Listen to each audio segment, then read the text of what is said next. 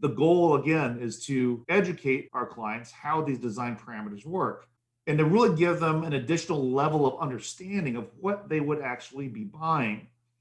Now, from a compliance standpoint, again, we have some very specific language we have to use when we're showing our clients these reports.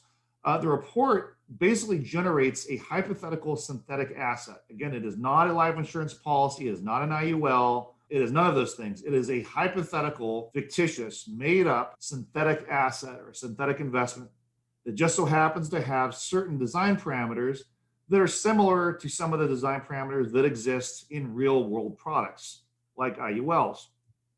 So, from a compliance standpoint, again, I want to clarify something.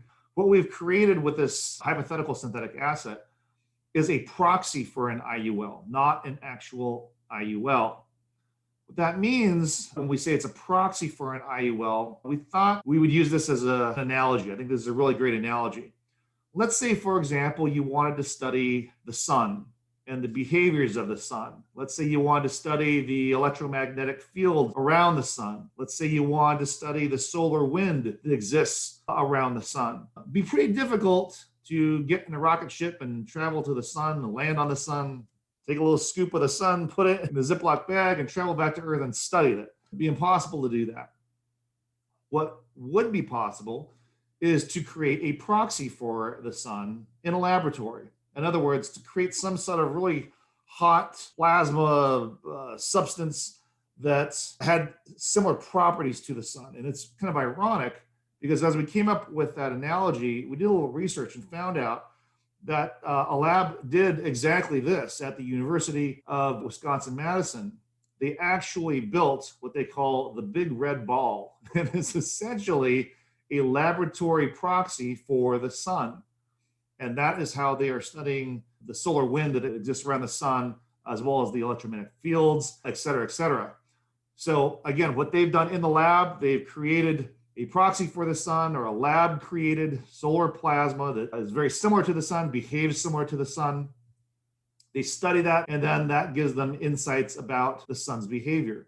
What we've done is we said, because we cannot model an IUL, because that would be non-compliant based off regulations, we've created a proxy for that IUL, which is this hypothetical synthetic asset.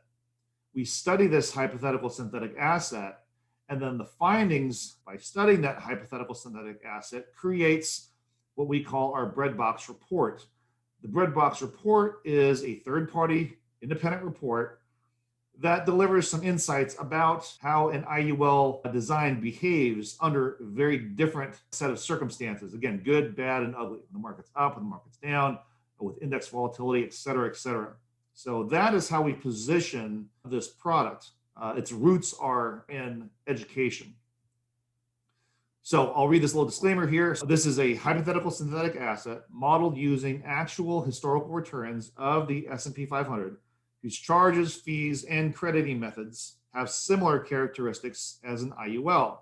This document is not intended to model any specific investment fund, index fund, life insurance policy, annuity policy, or financial instrument or product. This is merely a report to teach interested parties how different charges and crediting methods work, with the intention of promoting a better understanding how these different features may affect future financial outcomes in good, bad, and ugly scenarios. This document is for educational purposes only.